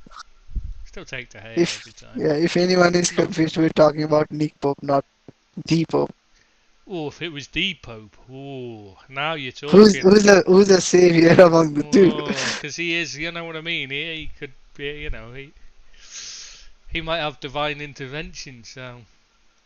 So okay, De Gea in goal, right back. Right back is the thing. Like that's the main question. Well, Kieran Trippier, everybody's favorite, or yeah. Diogo Dalot. His delivery from set pieces would be the reason why you'd be considering Trippier. Because as a player in open play, I still don't rate him. He's not the best at all. I don't understand why he's so highly rated in that regard. He's not fast enough. He's not particularly good at positioning. He's got good delivery, and that's it. That is it. That is it for me with him.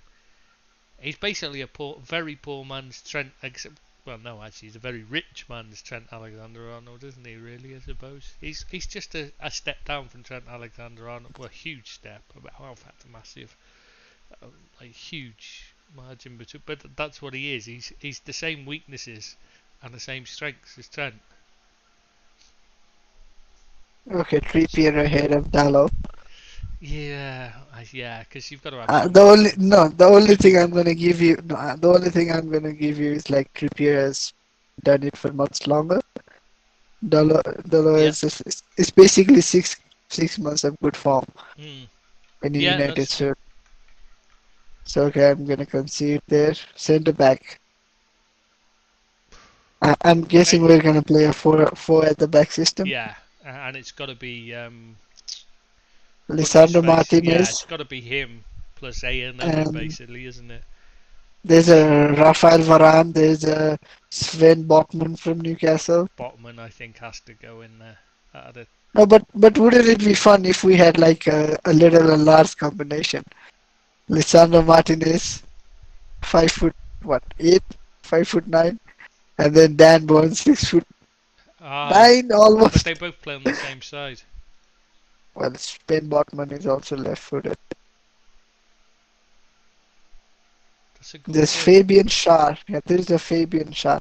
Well, No. it's a hypothetical team. We can just pick the two best Yeah, so in players. which case, Botman comes in, doesn't he? Really, got to be. I don't know. I've not watched Newcastle. I don't know how well Botman's been doing. I don't know whether my fear of him is found or unfounded. Well, you'll see on Sunday. I'm just not. I'm not a fan of Varane. So I think he's one of the I most would no, overrated defenders I've ever I would have seen. gone for Varane. I would have gone for Varane, but I'm gonna take your word with Botman. We can't just be a team full of Manchester United players. Left back, Mm. a position of weakness for Newcastle, so I guess Luke Shaw makes it in. That's the problem, isn't it? Is that Malaysia's not quite done it yet, unfortunately. Oh, but you have to I give Luke like Shaw him. some credit. Without Maguire in the team, he's much better. That's true. He is, but that's not really saying No, much. he's not. He's not a world class player all of a sudden, but No, he's much more better I'm trying to think with Martinez. who Newcastle's left back is. I can't even remember off the top of Matt my head. Target, Matty Oh yeah, Target. oh god, no, definitely Luke Shaw over him. But We could also have Dan the Burn there. interesting thing is that Luke Shaw only got his chance because Matt Target got injured at Southampton. He was ahead of him in the youth Yeah, teams. and Much better I player. know this. And then, Not only was he ahead, he was higher rated as well. much higher rated. He was much better Yeah. player as a kid. But Matt Target's never progressed. He's had injury problems. He's very lightweight. He's just not. He doesn't look any better than he does back at 15. You know what I mean? When you watch him, you just think he's still the same level. He hasn't stepped up. Usually as they get older, they become like. But you watch them and they develop and they gain experience. They get better. You watch him and you still think he's still the same player he was when he was 15. He's not even stronger and he's not even more physical or anything. He's just not improved at all. Whereas Luke Shaw's at least gained physicality and that, you know what I mean, become a better player. So, anyways, Dan Burn or Luke Shaw. I'm going for Luke Shaw. I'm going for Yeah, Luke Shaw. yeah, definitely. I think so. I do quite like Dan Burn, it must be said, but I wouldn't have him in my team. Great backup So next option, up but the he's not useless, midfield. is he? The midfield. Casemiro. It's got to be Casemiro, or because Guimarães is out, isn't he still? I don't know. Even if he's like, they're both gonna play. They're both gonna play in my team at least. Yeah, if he's fit, Guimaraes and Casemiro could play together. I think there'd be probably some combination. Guimaraes, what a player he is. See that Newcastle aren't the same team without him. So yeah, if we're And just doing a the next hypothetical player, best, yeah, it's a best team from all the players combined, all players available, no red cards, yeah, if suspensions, they no didn't have injuries. injuries or suspensions, Yeah, then yeah, Guimaraes, Casemiro, and the AN others the other bit, isn't it? another Bruno Fernandes. I was trying to think who Newcastle else gonna. I think you've got to go with him. I don't see any other option. Joe Linton's Oh, Bruno, has really turned his form around playing in midfield, but I don't think he's better than Bruno Fernandes. especially with Fernandes dialing down his Yeah, he's a stepping up little this bit. season now. Yeah, he's stepping up as a player and dialing down his whining and moaning Mm. a little bit, just a little bit, not a lot, but Yeah, he's definitely he looks more like the player you first bought when he was sensational for 6 months. no, Well, it maybe was more 3 like months. 18 months. No, it was more like 18 months. Mm, I don't know. The second season he started to, second his actual first full season. I don't know. He started to fade as it went on. He got worse. So next up, I'm sure we're gonna play 4-3-3 or something like that. So attack now. Yeah, gotta be The 4-3-3. easiest, the easiest choice is gonna be Rashford. Yeah, Rashford. For sure. Um, Almiron. I guess he's gonna have to the play. way he's Like, he's playing at the got to moment, play. you've got to play Almiron, haven't you? But who goes up front? I mean, Weghorst's. Sancho. There's Sancho. There's Anthony. No, There's Elanga. no.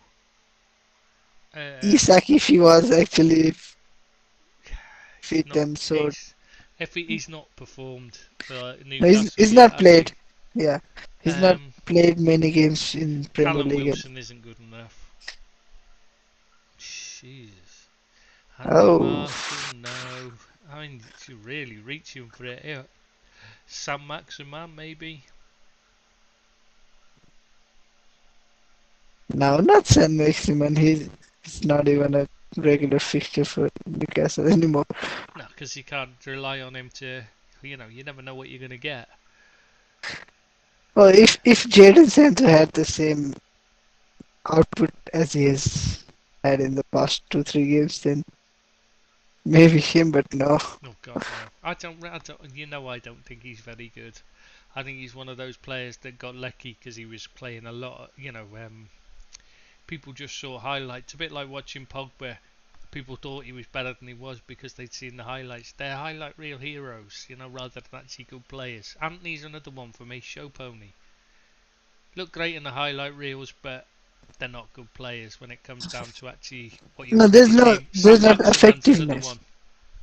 There has to be some level of effectiveness to your game. Yeah, I mean they can affect games, but usually it's when they're substitutes because they're up against tired legs, and that for me that's not a good player. That's when you could only affect your only turn up when you're a sub. No, Okay, I don't know. I it's don't know who. Ah, it's a fuck tough knows. call. Depends on how Garnacho you want to cannot. play as well. Because if you're Yeah, going but for an out-and-out striker up front, then you'd have to go with Callum Wilson. But I think Weghorst is probably the option you go for as a more of a link player. the issue is like we could like theoretically move Rashford into the center, Yeah, or that's the other option. but But there is who but would you there play is then? not no one. Yeah, no one that's a standout candidate for a No, left-sided attacker. no. Joelinton maybe. Yeah, but he plays more in midfield now, and he's been excellent there. Garnacho. Garnacho. Yeah, that's a good shout. No, I'm not gonna have Garnacho. He's not earned it. I don't think he's.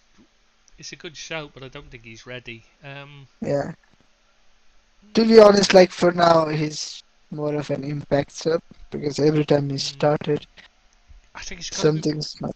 I think the question has got to be whether you go with either an out-and-out striker, in which case it's got to be Wilson because he's the only one there. Because Vega, as good as he is not an out-and-out striker. He's not at his best. He needs to drop deeper and be receiving the ball. In which case, if you're going for a link player, then it's between Isaac and Vegas. And I think that's what you'd have to do, is go for one of those two. Oh, I'm gonna go for Wilson, just Would for the you? heck of it. Mm. Yeah. Whereas I think I'd probably go for either Vegas or Isaac. If No, it was no, at their I would best, go for it yeah, would be I would go Isaac. for either of I would go for either of the two if I was building a team for the long run, but it's a For a one-off team like game. here and now. Yeah, it's a Yeah. here and now thing.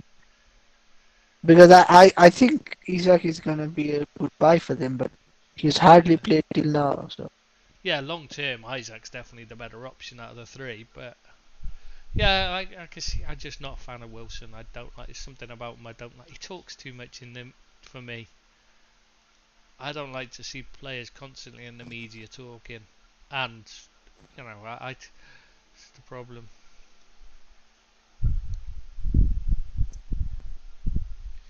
Yeah, no, I can understand what you're saying, but I'd still go for either Isaac or Vegas, and I don't know which one I'd pick because if they're at their best, they're the best that I've seen them play. Isaac walks into the team, to be honest, but he's not performed anything like that since moving to Newcastle yet. So, but still, we're doing this on paper, aren't we? So in which case, you got to go yeah, for on Isaac, paper haven't you? Wilson. On paper, the best player out of those three is Isaac by a country mile. Okay, I'm gonna give you the leeway here. Isaac it is. So here's the team for anyone interested. De Gea in goal, Kieran Trippier, Sven Botman, Lisandro Martinez, and Luke. So that's the back four. Then in midfield there's Casemiro, Bruno, and Bruno, Guimaraes, and Fernandez. So it's just gonna be an endless tirade of Bruno, Bruno, Bruno, Bruno. Bruno. In It'd be like attack is gonna be the inform Almiron, the always injured Isaac, and even in even better form Rashford. what a player he is.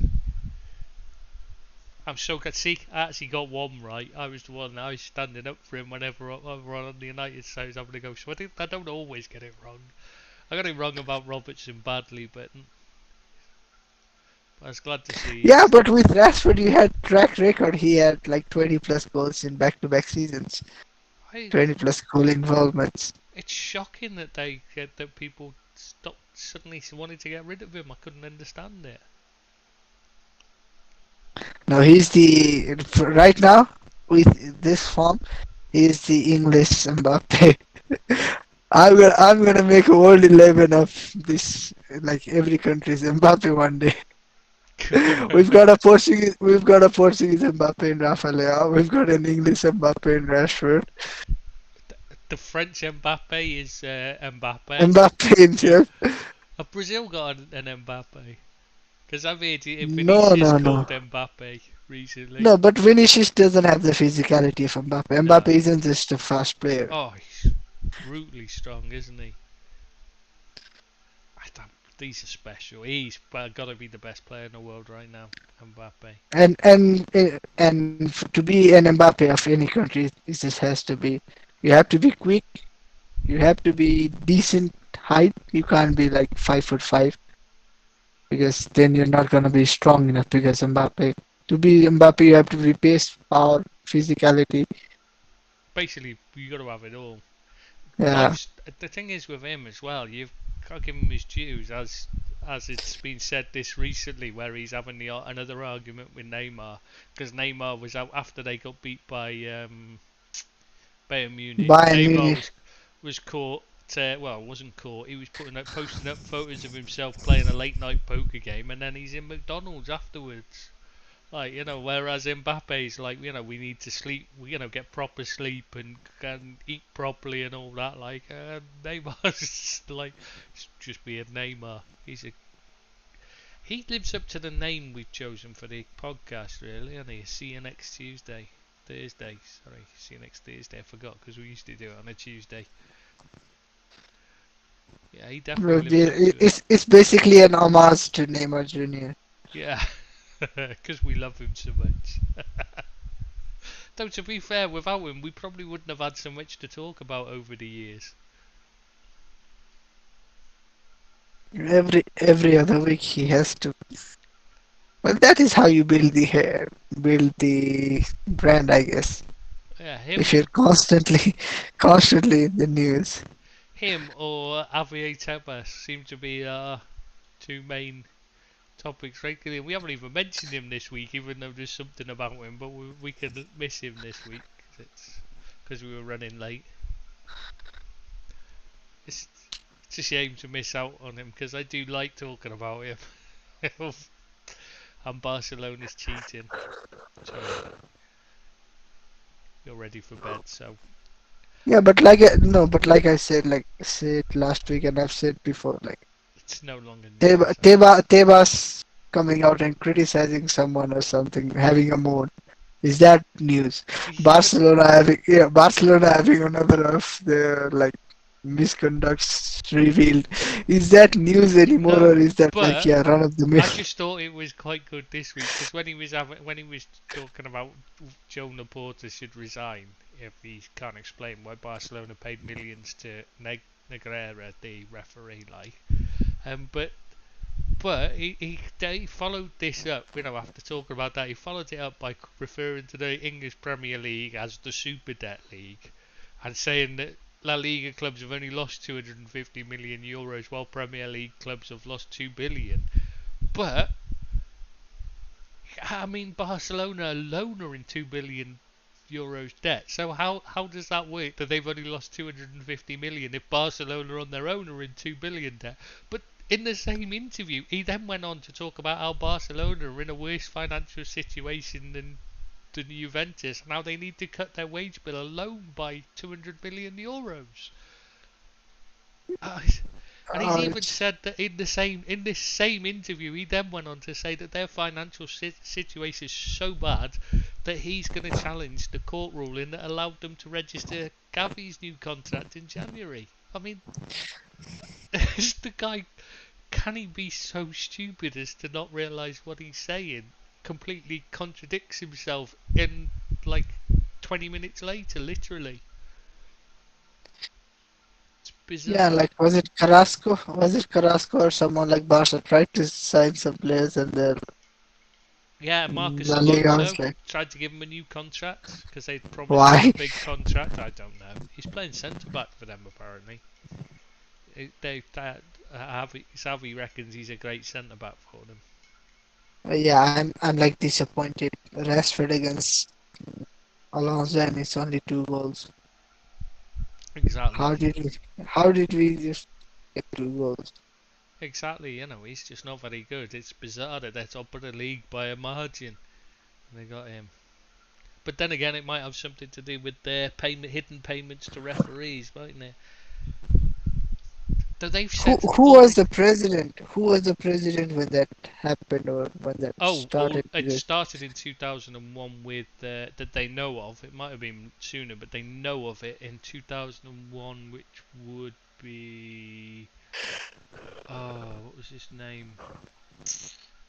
No, if it started in 2001 and has been continuing Juan Gaspar. for if it's been going on for till 2018 when it got cancelled when Negreira was no longer vice president of the referees committee. Conveniently enough, it stopped when he was no longer no longer had any power to decide who was the referee appointed. If that is the case, then Joan Laporta must have. It went all through. Yeah, Laporta, Bartomeu, Gaspar, all of them. Yeah, he must have been Yeah, it was his first spell. He was. I can't get out the words. Yeah, I can't get out the words. he must have been involved in the Yeah. Well, process according before that. to Bartomeu said in his first spell, Laporta increased the amount paid to Negreira. And Okay. they've discovered, because all it was is they were doing a tax inspection of Negreira's company, and they're like, they initially 2016, 2017, 2018 they found he'd had payment of over €500,000 the first 2 years and €300,000 in the third year, and they're like, hang on, these have got no, you've got, they're having a look at it saying, well, your invoices, there's no evidence that you've ever provided the services that you've invoiced them for to give this money. So there's no invoice matching up to them to these three payments. What are they for? And then they start doing a deeper audit, and they've discovered like it's been going on since at least 2001, because that's how far back they've gone. Yeah, and the thing is, look, Bartomeu claims, because I said it's 500,000, 500,000, and then 300,000 in the final year. That 2018, Bartomeu claims that when he stopped it and he cancelled the payments only because of Barcelona being in a financial crisis, that's the only reason they cancelled the payments, he says. But he reckons that Negreira wrote to him, telling him he took it as a personal insult and demanded the over €200,000 in outstanding payments, or he would reveal all the irregularities he saw. This is what Bartomeu said. So Bartomeu's admitting there's irregularities for Negreira to reveal. But Laporta's saying, no, we were just trying to get neutral referees. Now they're paying $500,000 to get neutral referee, and how much would they have paid for biased referees? But you don't pay $500,000 and hide it if it's for nothing, do you? And you don't pay to get unbiased referees. No, that's their job, to be unbiased. So, and also the fact that they've hidden it suggests that there has to be something wrong. There has to be something underhand going on, because lots of clubs have a referee on the payroll who just comes in, as a consultant who just comes in and tells them how to avoid, getting bookings and stuff. To teach them about the laws of the game, the players, because obviously the players don't actually. This is the thing: when you see the pundits on the TV and they're telling you a decision's wrong, most of the time these pundits are fucking morons and they don't know the rules of the game, and so a lot of the time what they're telling you is completely bullshit. I mean, it's just not true. They don't, because they don't understand the laws of the game. And what clubs tend to do is they tend to pay a referee to come in each season, speak to the players to say, this is what the laws of the game are, this is what you've got to, this is what the changes are to the laws this season, because obviously every season there's slight changes made, and this is what you've got to watch out for, what referees have been told to crack down on this season. So they want to crack down on, say, when they made the changes for tackles from behind and stuff like that. Clubs regularly, this has always gone on, but it's been up front and every club did it openly. The fact that Barcelona have done it underhand tells you that there's something seriously wrong. I mean, Karl-Heinz Rummenigge has come out and said every time we played in Spain, we knew these guys. It's not a surprise. We knew when you play Barcelona that the refereeing would always be biased and stuff. So it's not like anybody's surprised by it, but this is the Juventus situation, isn't it? Again, the Calciopoli. This is exactly what they did, is they were paying referees to get favourable decisions. That's why they got relegated. But in Spain, because it's more than 3 years ago, they can't do anything, because their own statute of limitations rules it out. It's ridiculous. So Barca have been found guilty, or at least accused of being guilty of Though wrongdoing, and there they've is no made payments. accountability. Yeah, they've made payments. They've admitted they've made payments. They've got proof they've made payments. They've got no proof that they're any thing to. I mean, even the referee himself, Negreira, even said when called to testify, he said, "I've got no evidence I did it." Laporta said that he was given report, that Negreira was paid to give reports and stuff like that. Negreira said, I was just there to give verbal consultation, which it's starting to they're already at odds with each other over what he actually did, and he's admitted himself he's got no evidence of providing any services to Barcelona at all. And all of it, well, Gaspar's saying, oh, well, I don't know anything about this, I have nothing to do with me. But he was in charge, of the first one that they know of, because it could have gone back further, but they've got no records to tell them. So, and Negreira was chairman of the vice president of the Spanish Referees Committee from 1994, so it could go back as far as 1994 for all we know. So anyways, this much for this week. Yeah, sorry. Time to take our leave. At least I'm gonna go. You can do a single monologue if you want. No, I think I should stop because I can get carried away. You know what it's like when I'm talking about that and then cheating. I'm gonna stop. I don't think you've made your feelings clear about Liverpool. Maybe take your time. No, I think I've said enough on this. I don't, and it'd just be me sobbing into the mic for a few hours if I talked any more about the Real Madrid game and how bad we were, because we were fucking awful, so bad. And the players didn't perform. They didn't. They really need to No, just come on, don't start again. Sorry. We're going to stop there. Yeah. Okay, see you next Thursday, Trace. Apologies. Bye bye. See you next Thursday, everyone. Bye. Bye bye.